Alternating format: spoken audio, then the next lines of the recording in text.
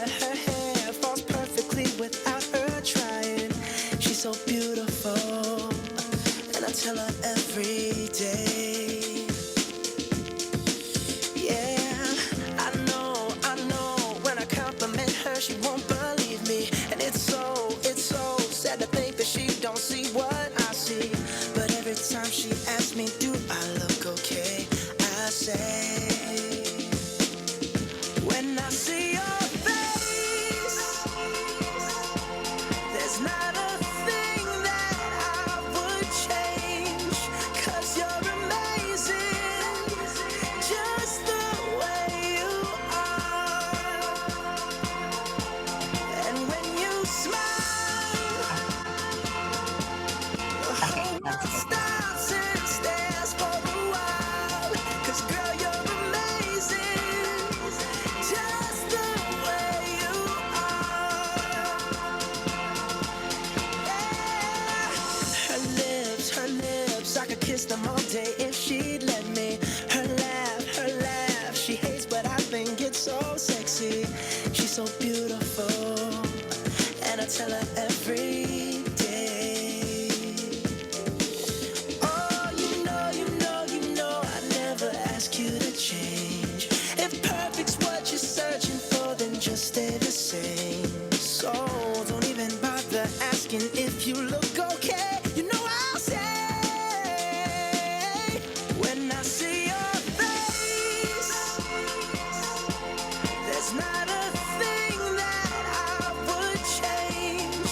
'Cause you're amazing, just the way you are. And when you smile, the whole world stops and stares for a while. 'Cause girl, you're amazing, just the way you are. The way you are. The way you are. Girl, you're amazing, just the way you are. When I see your face, there's not a thing that I would change. 'Cause you're amazing, just the way you are. And when you smile, the whole world stops and stares for a while. 'Cause girl, you're amazing, just the way you are. Yeah.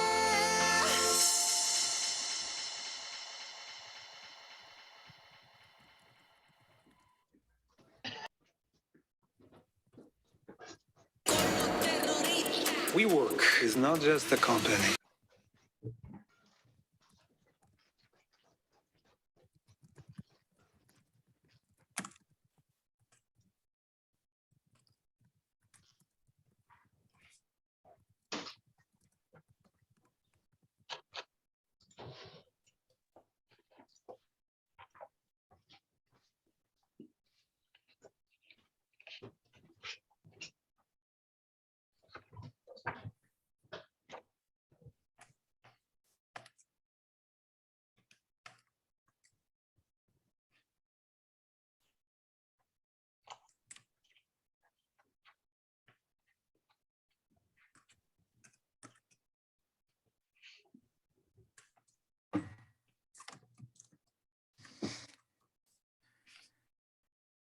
Happy Friday, everyone.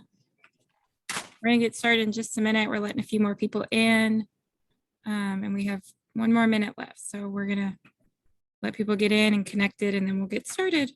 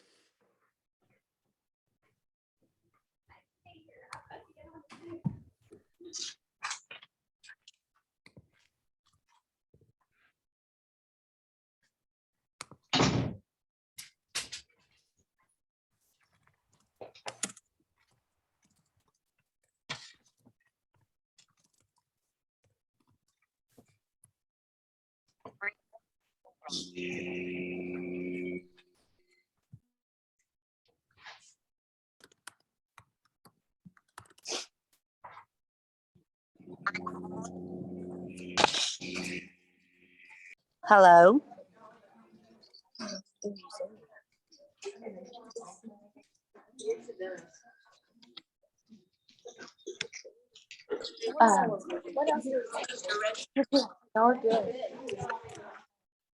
Hey, this is Brandy McCubbin. Can you hear me?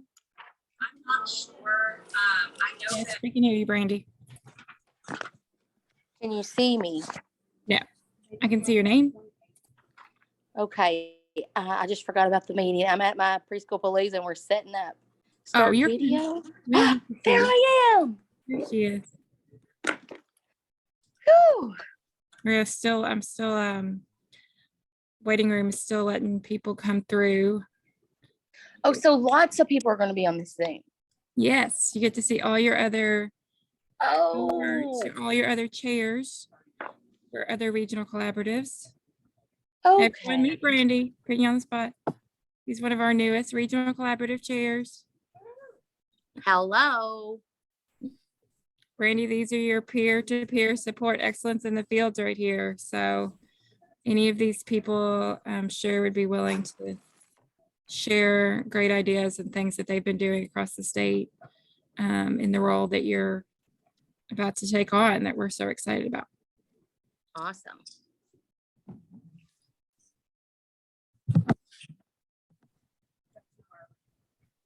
All right. Well, it is 11:32, so we will go ahead and get started. And if some people hop on, then we'll catch them up. But first of all, happy Friday, and thank you all so much for taking the time today to meet with us. It looks like we have a good group of people, and I'm really excited about the numbers here because that means that we have a lot of people that are excited about the RFA and that are ready to get to work on it. So we will jump right in. And I'm going to go over a few things and then we're going to talk about the RFA, which is why we're all here. So hang on just a second.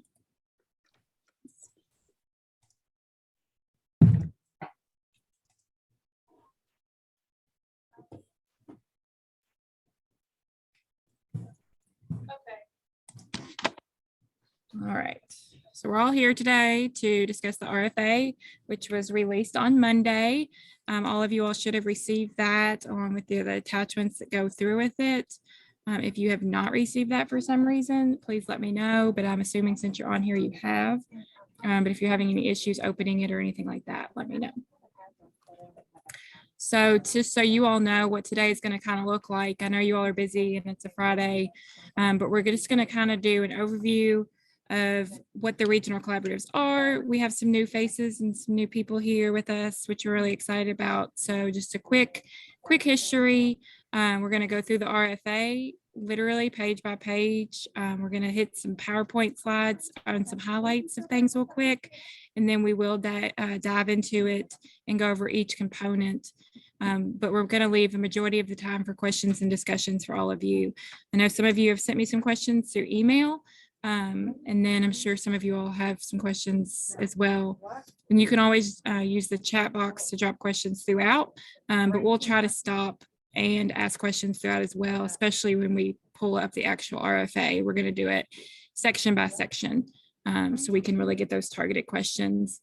And then we will also focus on some next steps for you all as well. Before we get too far into it, I just wanted to give a quick introduction to Sarah Heinemeyer and Kate Irish, who are here with us. They serve with us on our consultant firm with Compass Evaluation and Research. They were heavily involved in developing the RFA and will be going along with us through webinars and technical assistance components. I'm sure many of you all have had the opportunities to work with them, but they're wonderful partners and they're both here today, and you'll hear from both of them a little while during the presentation. And then of course, I wanted to introduce our executive director, Ms. Amy Neal, who has been the shoulders for all of this, and without her support, none of this would be possible. So I'm going to let her introduce herself now, and she's going to just kind of talk a little bit about our office and what we do and why we do it, and let her welcome you all here. Amy, I'm handing it to you. Thank you, Megan. So welcome, everyone. I just wanted to take a couple minutes to say good morning, say thank you for all the work that you do. We're so excited about this year's request for application. Megan has done a tremendous job. We also could not do the work without our consulting team, Compass. We want you to know that we had you in mind every step of the way. We have all been in your shoes, and we were thinking about making sure this RFA was user-friendly, was streamlined, was everything that you all needed to make big impact in your communities.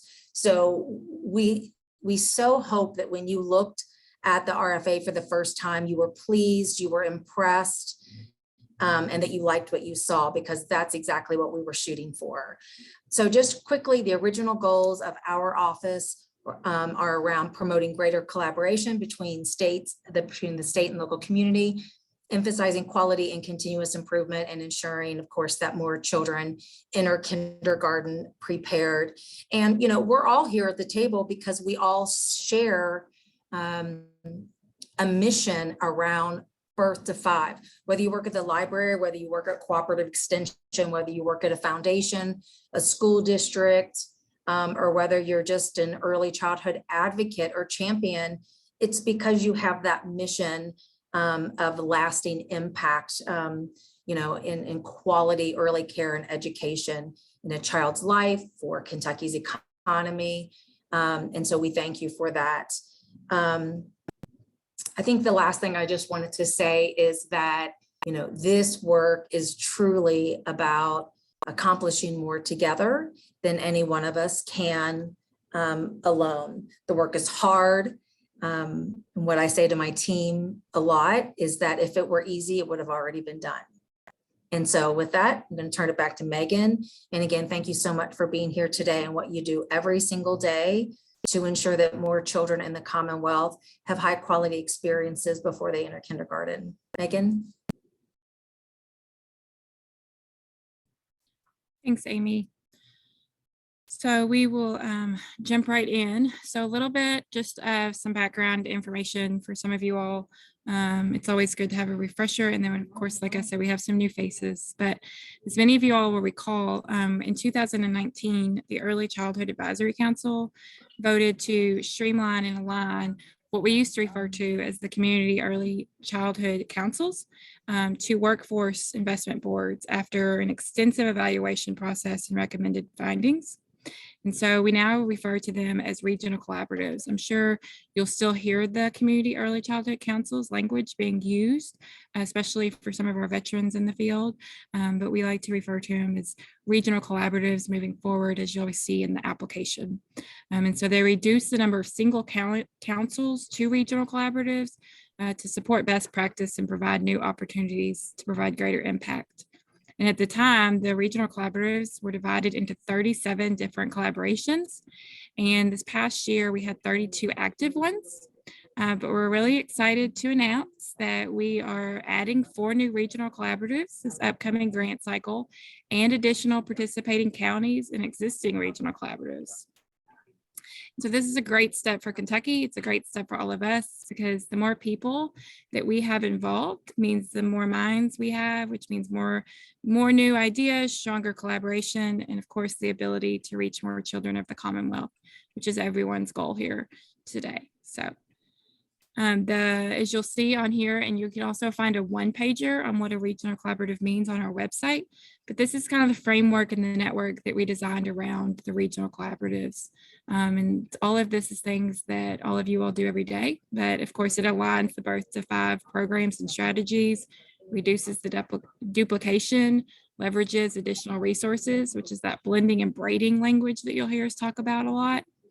We collaborate with our Kentucky Center for Statistics, our KY Stats, on our early childhood profile, which we're actually going to pull up and look at a little bit later into the webinar. It invests in data-driven solutions to grow those Kentucky bright spots, which you saw in the RFA, and we're also going to highlight during this webinar today. And of course, it affects change to move measurable progress towards locally defined community-wide goals. So,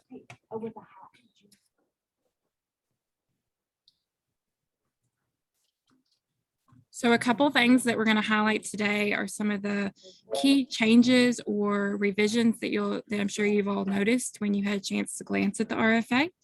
But the first thing, of course, we kept in mind was that it was aligned with the statute and the KRA to ensure that it meets the intended goals for the collaboratives, because each section was compared to the statute to ensure clarity and alignment. And then our first key change, of course, is this 2-year grant cycle. We're really excited about that. So it will run through 2 fiscal years, which for us and for you all means a greater opportunity to scale up investment, begins to pivot from one-day activities to long-term behavior changes, and of course allows us to help you all build more specialized action plans for regions based on the needs, collect data, and provide extra assistance in gap areas for regions, build resources, and help to plan for early childhood development and school readiness. And it allows us to be more proactive and give more opportunity for sustainable impact. And I hope that you all noticed when you had a chance to glance at the RFA that it is a much more targeted, data-driven, and simplified application. We're really encouraging you all, our regional collaboratives, to use the Kentucky Bright Spots because they're data-driven. We have data to back them. We have data to get you started with. And each strategy that you all decide to implement within your own community or scale up will fall within one of those 3 categories: ready families, ready communities, and ready schools.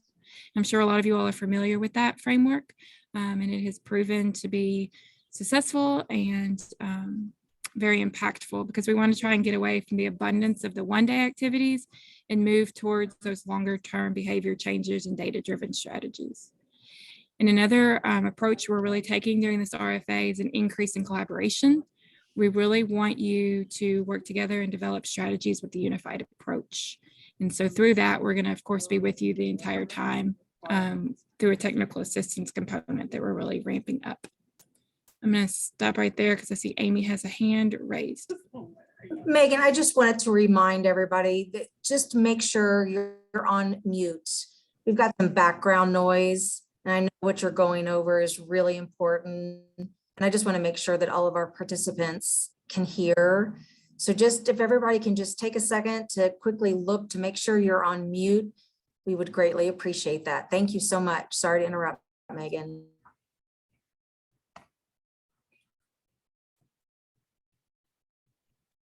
Right. So another one that I'm sure you all have looked at and hopefully was explained good is another one is our big change for the proposed funding that we have included in this RFA. And so last year, as many of you all know, the Governor's Office of Early Childhood received some additional tobacco settlement dollars, which was infused into the regional collaboratives during the November Childhood Institute.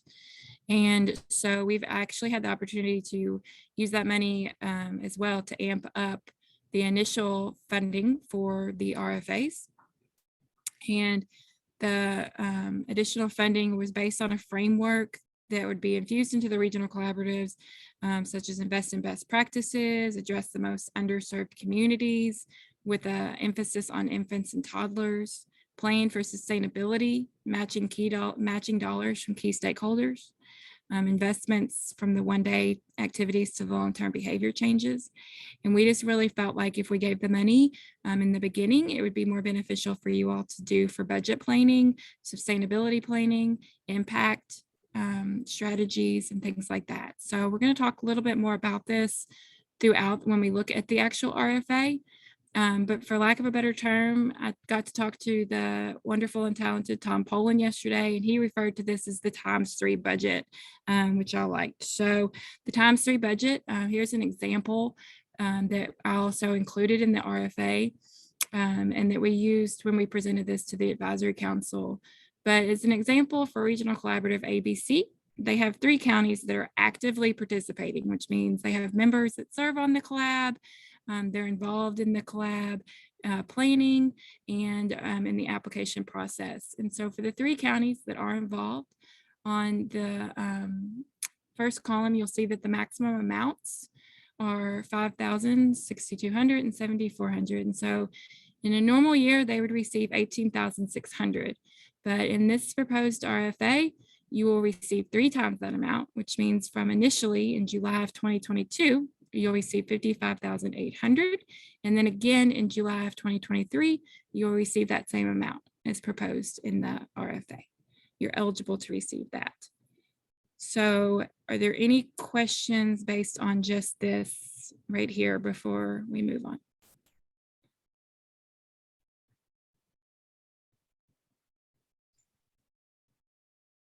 Okay. And like I said, we are going to talk about it a little bit more in depth when we share the screen here in a few minutes. So I know most of you all are familiar with our Kentucky Bright Spots, but here's just a visual, and this is also included in the RFA as well. But the Kentucky Bright Spots are data-driven programs that we use across the Commonwealth that have measurable impact on kindergarten readiness rates. They're successful early childhood programs and strategies, implementation across the state. And we all have data to back them, such as in Eastern Kentucky, the Early Steps to Success program has achieved a success in assisting preschoolers build vocabulary schools. There's blending and funding to better serve families, the transition to kindergarten. Of course, many of you all are familiar with the HANDS program, Early Steps, the Ages and Stages questionnaire, the Dolly Parton Animation Library, and then of course, high quality public preschool, Head Start, and childcare. And we have product sheets on each one of these bright spots that we're happy to share with you all. And we can also put you in contact with other regional collaboratives that have been using these strategies throughout their grant process. And we're happy to provide that peer-to-peer and excellence in the field support for you all at any time. Just let me know. We can also put you in contact with local leaders of these programs too, if you need some help with developing them in your collab.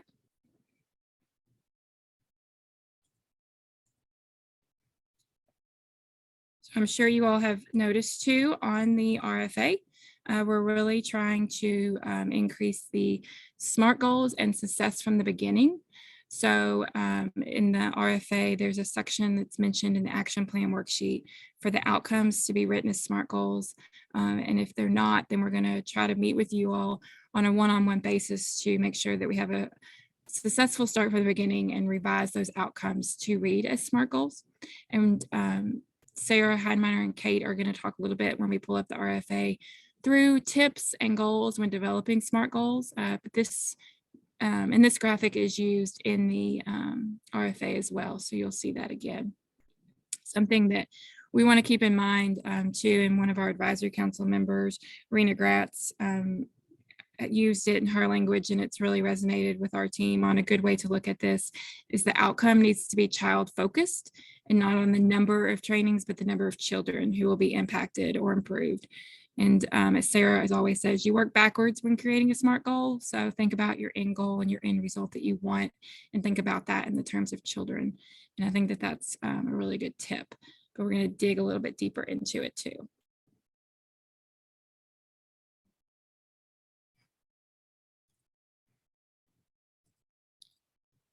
So another component that we really amplified in on this RFA was technical assistance and support. Through equity, we want everyone to have the same opportunity, and we want everyone to be successful, because everyone here on this call shares the same goal, which means that more kids in the Commonwealth are ready and enter prepared for kindergarten. So we're really increasing in collaboration and support. We want, and this is a perfect example, that's why we want to have this webinar so soon after releasing, so that we can go ahead and hit questions and concerns and discussions head on. And we took everything that we heard and that we received into account when we were really building this RFA. And we really want to be the support and, shoulder that you all need during the process of going through it, but not only during the application process, but of course after and throughout the whole grant. So this will be instituted through regular webinars, office hours, peer support connections, early childhood institutes, sustainability planning that we can help on. Anything that you all need that we can help, we are willing to do so. And we are making sure that we have the time set apart to do that. So I'm going to stop right there. And I am about to pull up the RFA, but before I do so, I want to take a time for you all to ask any questions that we may have.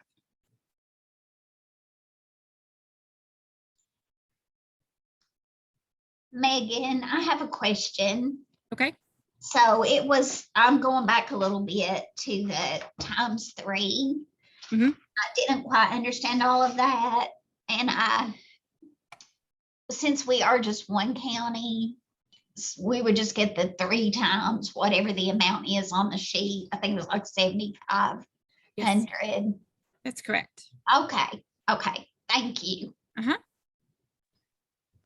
I have a question about that as well, Megan. This is Okay. so we are a 3-county collaborative, but only one county wants to participate this time. Do we Yes, ma'am. still get, how does that money figure? Do we still get the money for 3 counties? No, so you do the active and participating counties. So Brandy, it would Okay. just be, yeah, the county that is participating would be the one that you budget for. Okay. And if you're in a collab that does not have all your active counties participating right now, and we can get them involved before the application is completed, and you can get them to serve on the collaborative team, then of course those counties amount could be factored into the budget, but they do have to be active and sitting on the collaborative team at the table. Now, if they join after the application is due, then they would not be eligible to receive the funds for their county until the next grant cycle. But of course, they could participate, and you all could find, and we could find ways for them to be active, but their money for their county could not be until the next cycle.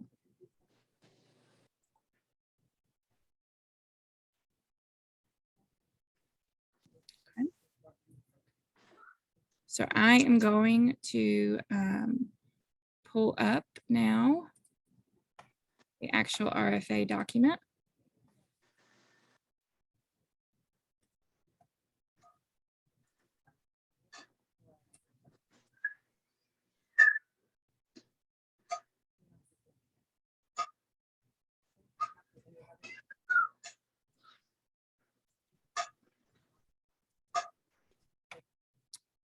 Okay, so here's our lovely application. And as you guys can see, Megan, this is Sarah. You may need to enlarge that. okay.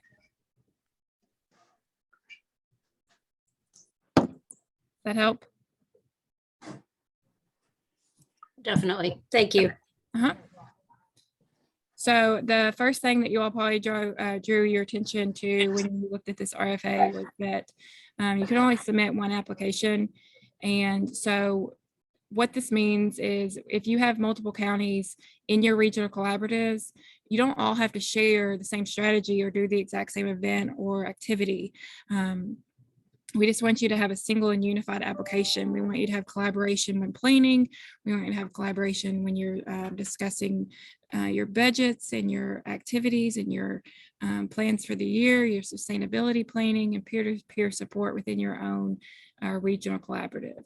And so sometimes we get applications that would have 3 different action plans for 3 different counties. And again, we're not saying that you have to do the exact same thing. We just need to have collaboration when building it, and it needs to be one application when you're submitting it.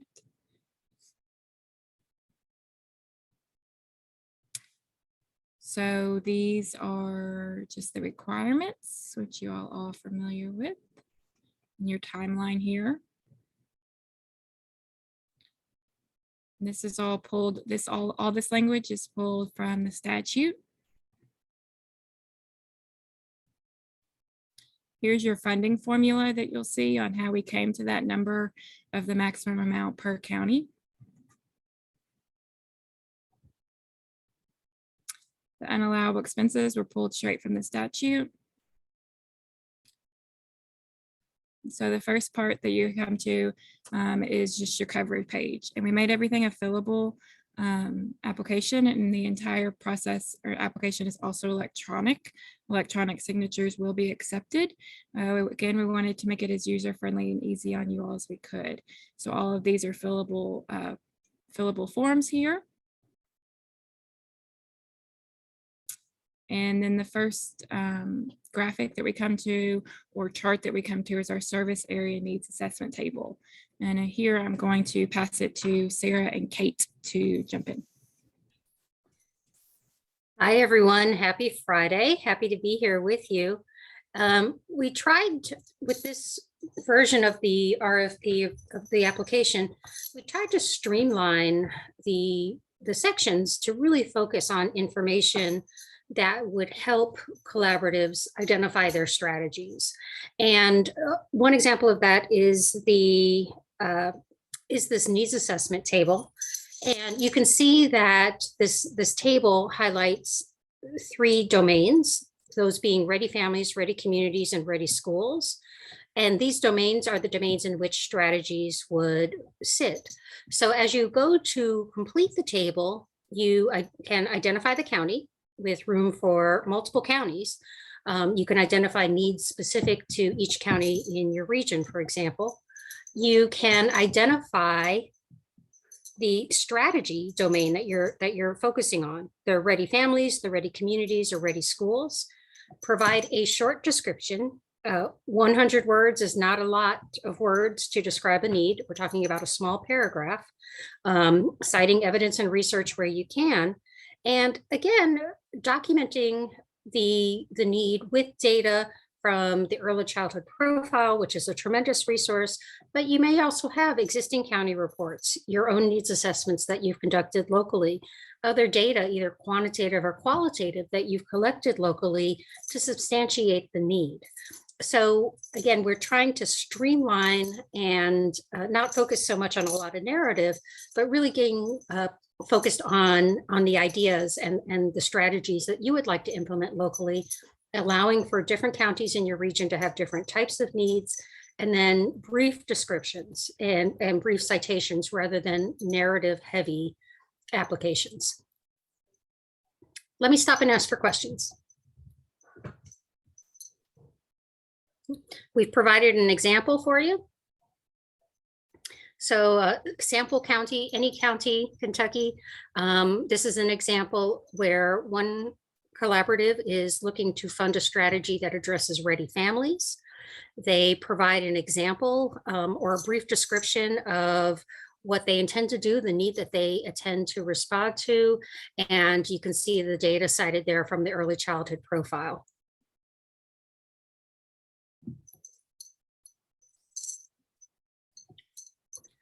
As I mentioned, there's room for multiple counties to be described.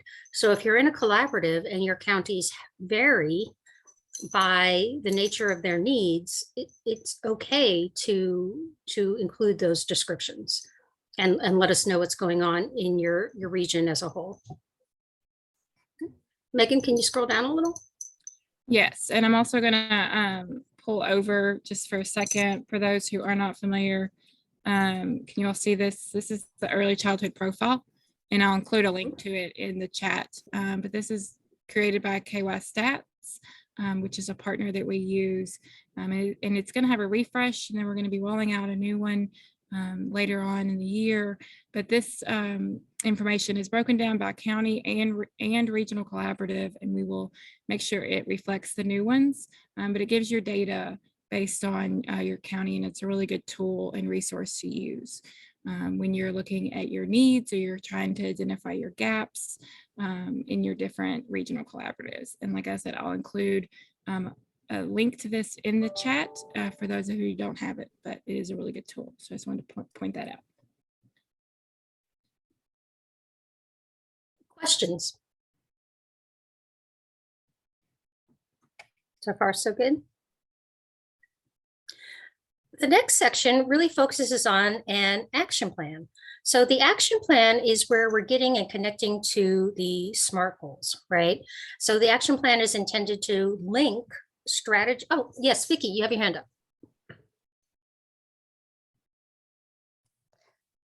Sorry about that. I was trying to unmute and get everything squared away. In the RFA, on the service area needs assessment, it states that at least one need should be listed for each county. could we, if say 3 of our 7 counties are going to focus on ready families type strategies, could we combine those counties and say counties A, B, and C are doing ready families, and then describe the needs, even if the stats are a little different, the data is a little different from them? Does that make sense, or do you want a separate line for each county in our collaborative? I would say so. I think because we're trying to link ideas together. So if you have 3 counties that all have the same type of need for which you'll be using the same strategy, right? You're going to use the same strategy to respond to that need across counties. We just want to see if you could identify those counties by name in the county column so that we can see that you're targeting those counties with this strategy because this need is present in each of those counties, and here are the data to support that. Okay, wonderful. Thank you. Sure thing.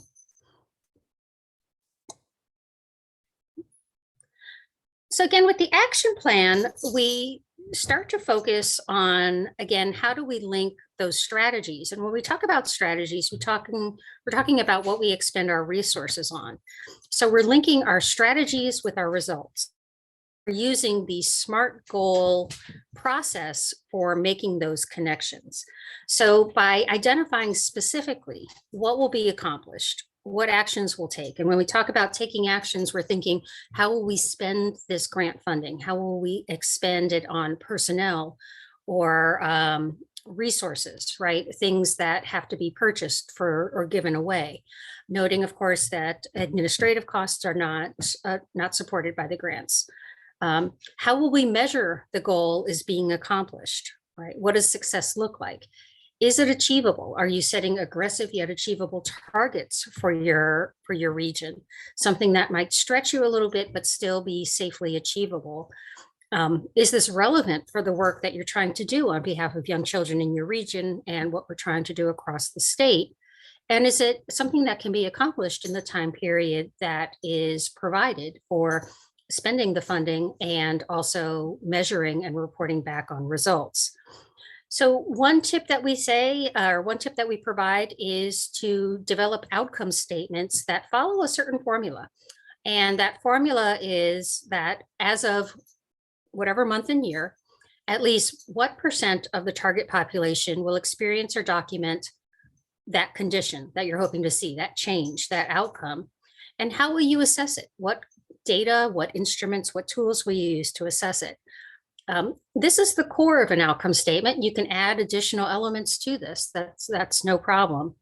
But what we're trying to target in and make the connection between what we invest in terms of our strategies and the specific child-oriented or family-oriented, community-oriented outcomes that are connected to our larger set of goals for our children and across our state, across the counties. So we provide some additional tips, some additional prompts to think through. I know that Megan mentioned technical assistance. I think it's fine to reach out. I think it's fine for us to discuss these ideas with you one-on-one. While we can't necessarily help you write your application, if there are concepts or things that you'd like to clarify, Megan, I'm looking for you to nod in agreement. We're happy to kind of go over these items with you and answer questions that you might have.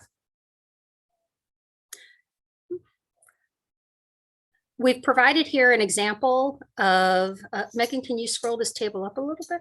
Yes. Okay. The action plan worksheet. Okay. Again, first column is strategies, and the strategies are going to fit into these 3 buckets: families, community, schools. We request outputs, the immediate result of your investments. Your investments are producing what in terms of number served, service numbers, things that are created, produced, delivered, provided. Okay. Your outcomes, what changes are you expecting to see? And here we have that formula that we just reviewed. By what month, by what year will your target population exhibit what type of change as assessed with what tool or what data? And then we ask you to fill in your lead partners and importantly, your budget description. So what will be expended? What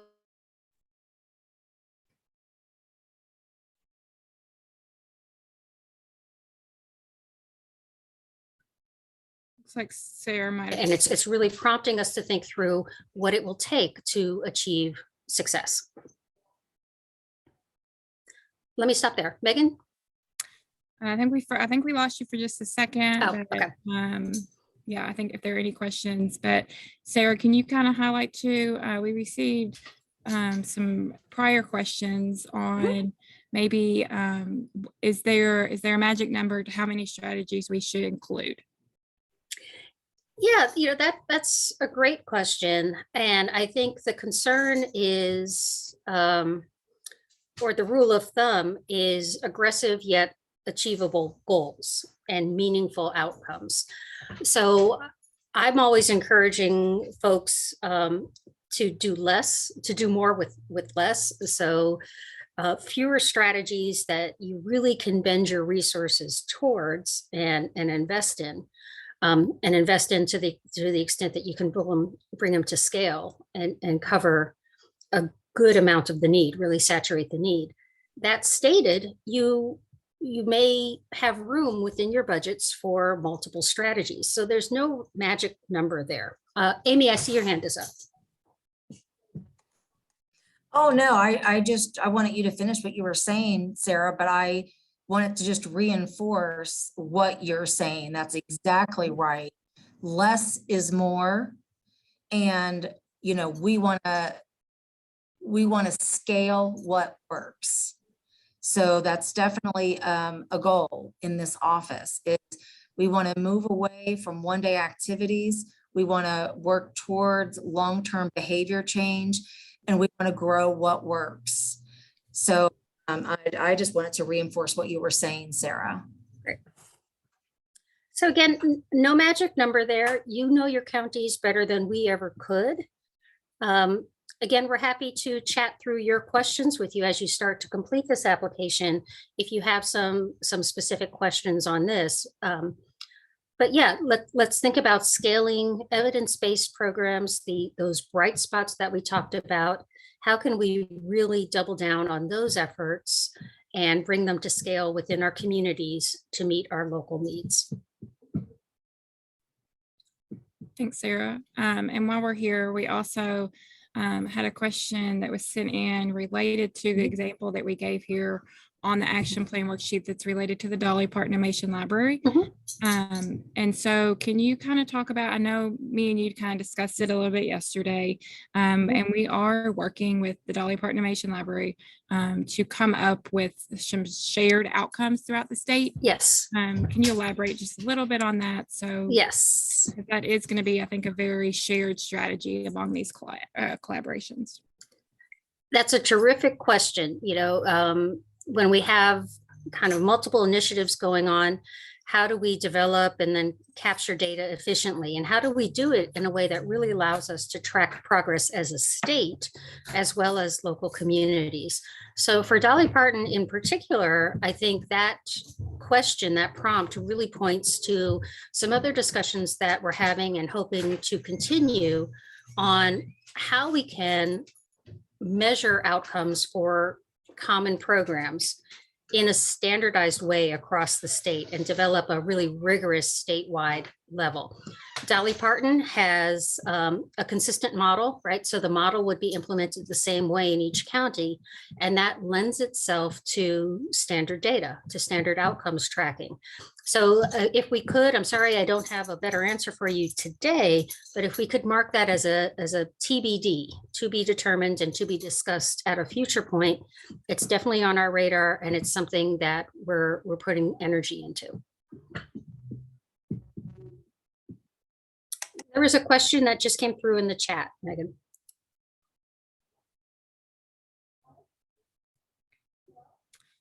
Yes, Amy Hood says, can any funding be used for staff support to the projects? In-depth projects take more time by dedication by personnel.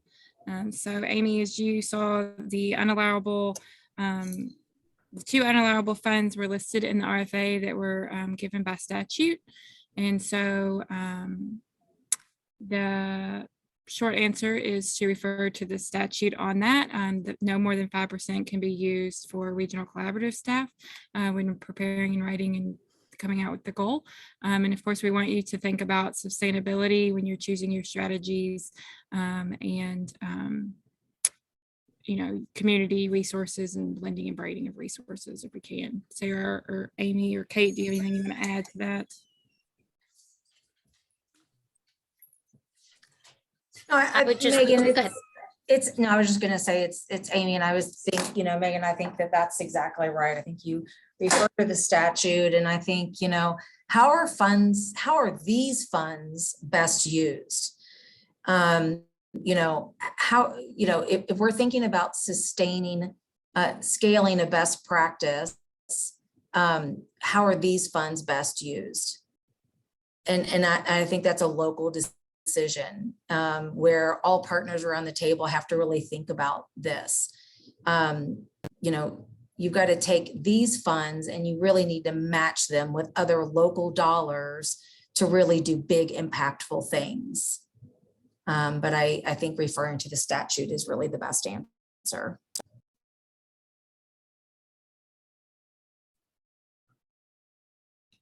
Thanks, Amy. And thank you, Sarah. Are there any more questions related to the service needs or the action plan worksheets?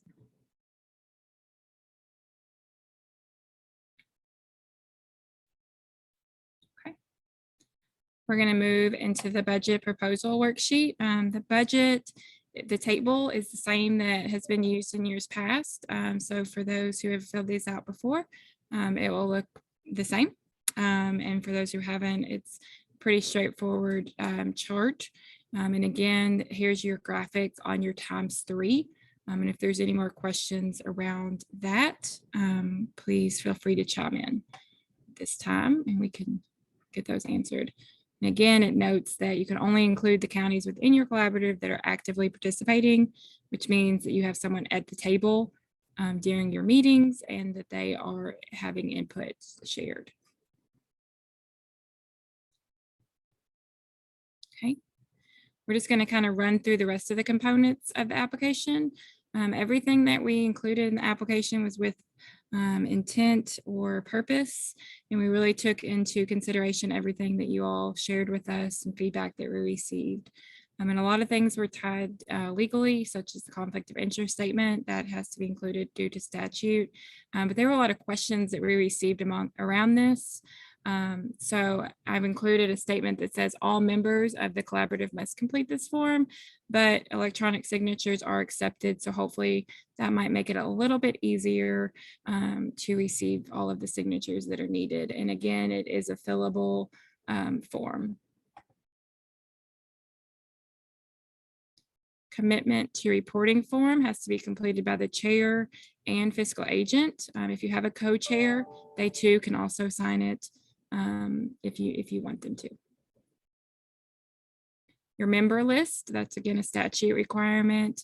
And there's a template that you can find that is the same as been used in past. It's a drop-down template. So it's very user-friendly.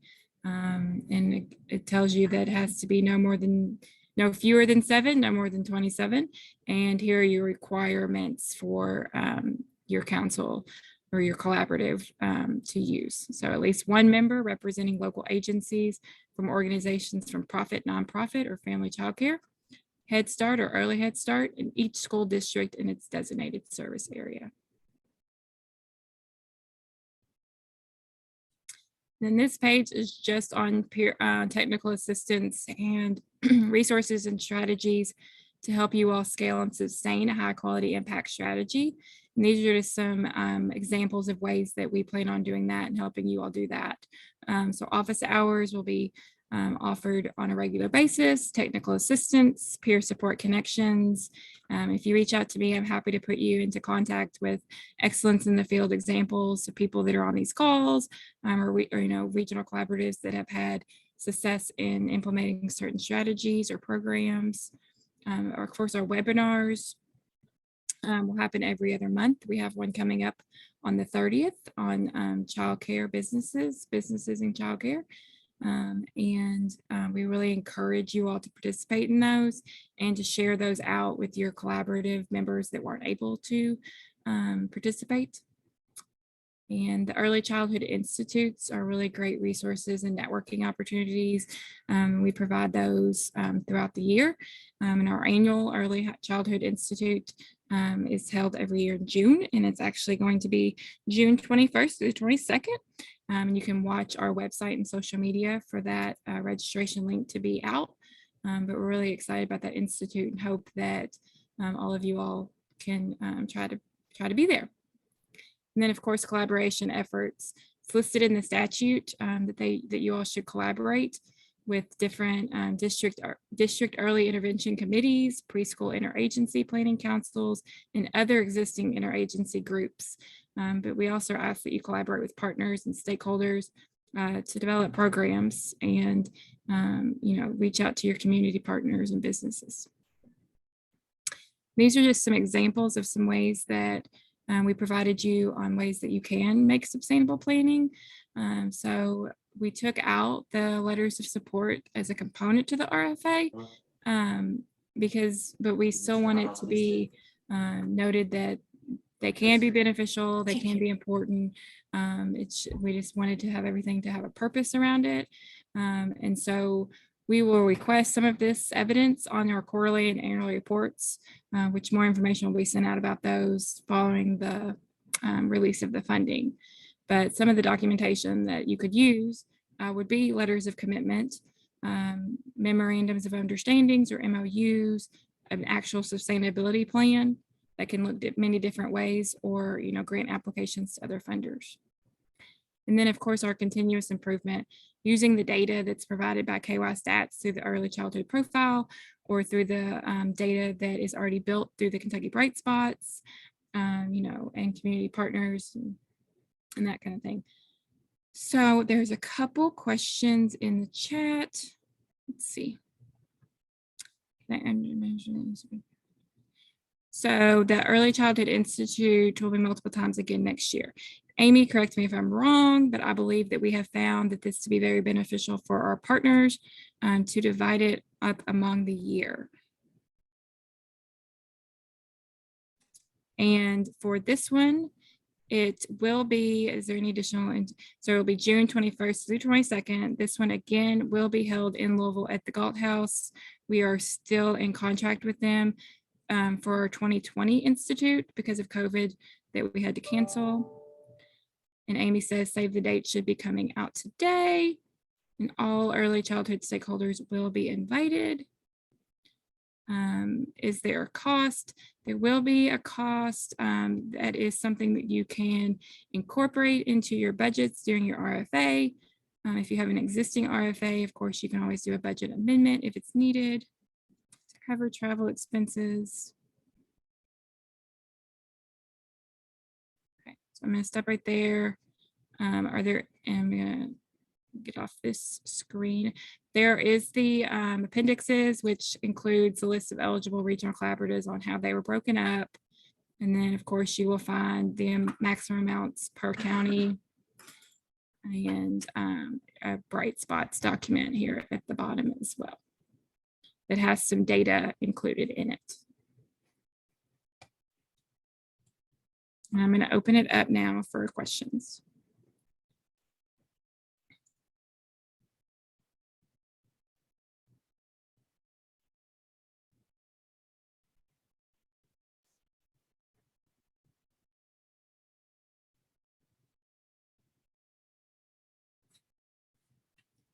See, Peyton, I'm going to refer back to what we said earlier, refer to the statute on allowable and unallowable funds for your question, if that makes sense. Does that help? Yeah, I guess it helps. The statute's just the explicit statute that you printed in the RFA? Yes. Okay.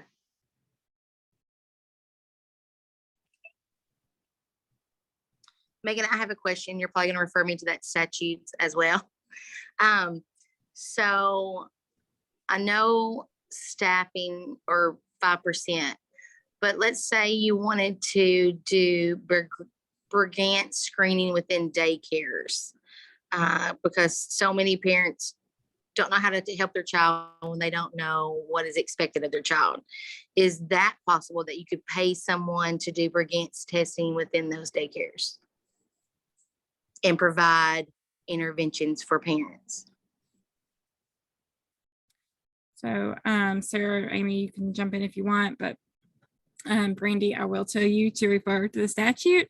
And the only two unallowable expenses that are listed in the RFA, which we got from the statute, are your limitations.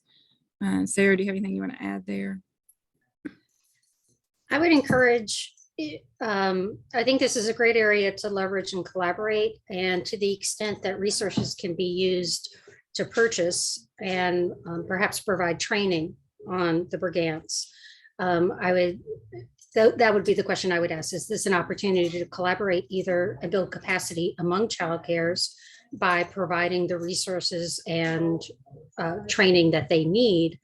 And by doing that, are we helping to build capacity in childcares and with our community stakeholders as well?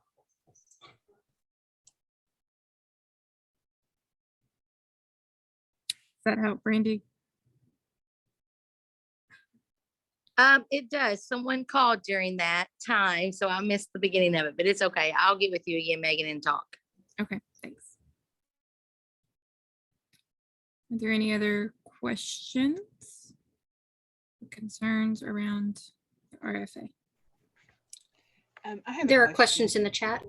Oh, okay, sorry. Somebody, Mandy, were you talking to?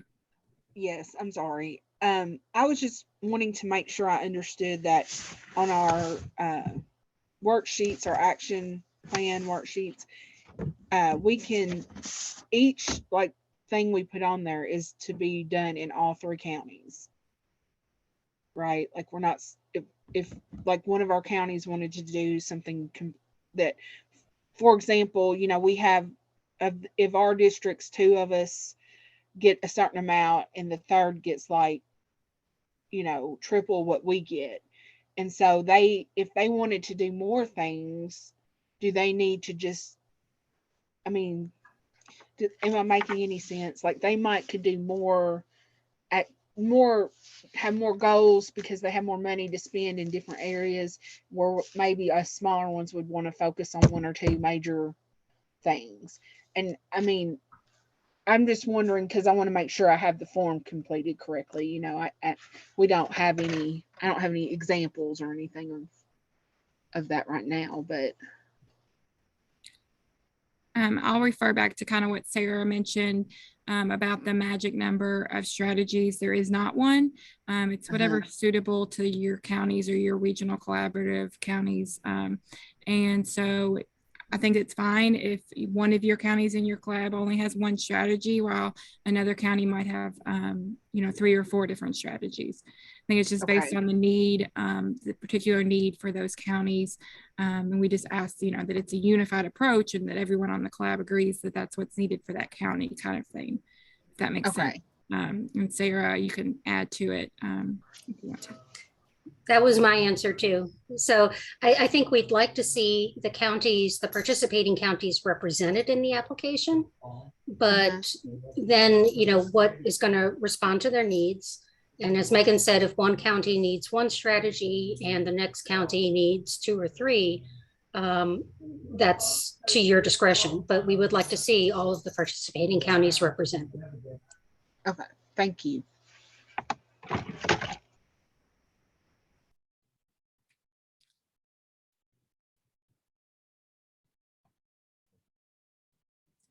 Great, so I'm gonna go to the chat real quick.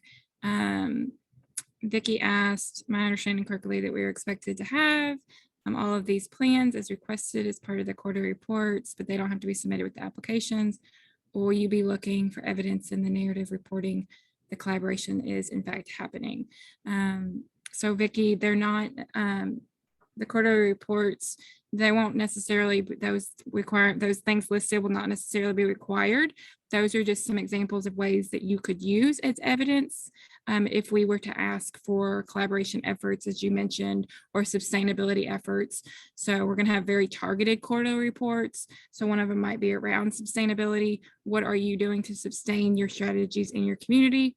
And so those are some examples that you could provide to us as examples or backing information. Let me know if that doesn't answer your question, Vicki, and we can elaborate. And Lucy asked if we already received conflict of interest forms. Do we need to have a new conflict signed on the new form? If the members are the same and it is for this upcoming RFA, then that would be fine. You can't reuse like last year's forms. The dates need to be closer to this time, but if you're already ahead of the game, then that is perfectly okay. The wording might have changed from councils to collabs, but that's the body of the language in that form did not change. So that would be acceptable. There are some projects that we do that are offered in all 3 counties. However, there's one project that only happens in one county because of the population served. So I think, Amy, you were just maybe giving an example to Mandy on how you all do it in your collab. If that's not correct, please chime in. But that is a very good example. The potential maximum amount, are those amounts already multiplied? So no, so the appendix in the RFA, those are your starting numbers, and those are what you will times by 3, Jason. That doesn't make sense. Please chime in, let me know, we can try to explain it a little bit better. In the PowerPoint, the ones on the left were the starting numbers, and then the ones on the right were the finishing numbers.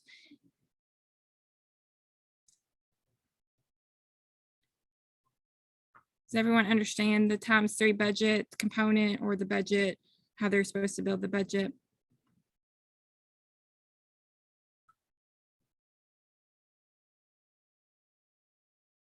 Are there any more questions related to the RFA?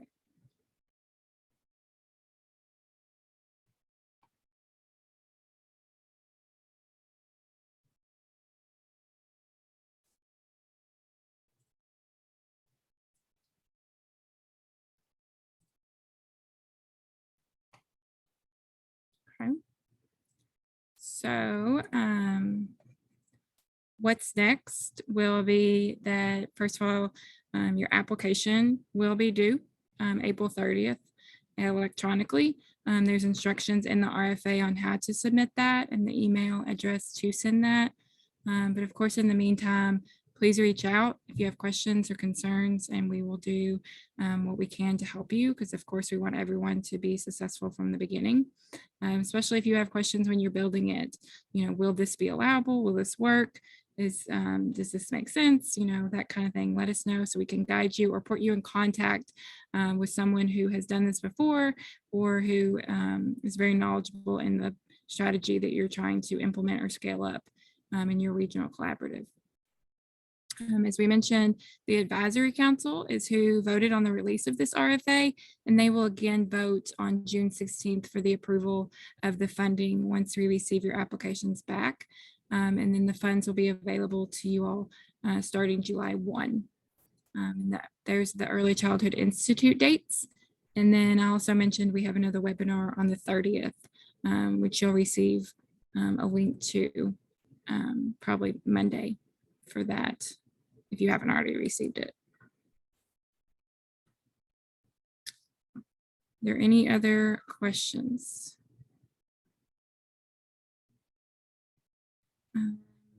Any idea? Sorry, I do have one, and you may have already said it. This is, it's being recorded. Do you know when the recording will be available so that we could pass it on to other members to listen to? So I will send it out immediately, or as long as it takes to download it after this.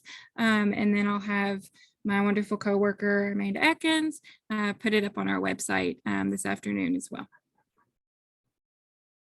Okay, thank you very much. And yes, a common question that just came up too in the chat is the funds that you currently have or that you received for last year's RFA or that you received for the November additional funding, those funds will need to be spent by June 30th. That is correct. If you're having concerns on that, please reach out to me personally. There's been a lot of regional collaboratives that have come up with some very creative ways and strategies to implement that additional funding. And I'm happy to share any of that with you all too. So, but the funds will need to be out of your all's account by June 30th.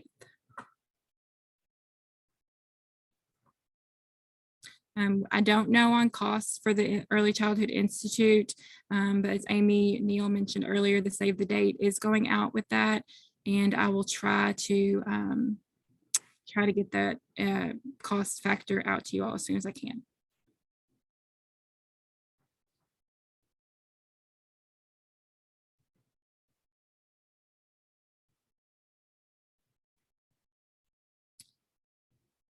Is there any other questions? We're right on time. Like I said, please reach out to me. I've received some direct messages in the chat and I have seen them, and I will get back with you all, I promise, as soon as this is over. And this recording will be uploaded on our website, and I'll try and send it out to everyone who participated today as well, so you all can share it with your collab members. Just please keep in mind that April 30th deadline, and please reach out in the meantime if you all have any questions. And thank you all so much for taking the time. And I really look forward to working with you all on these upcoming years. Thank you all for everything you do, of course, for our children every single day. Have a great day, you all.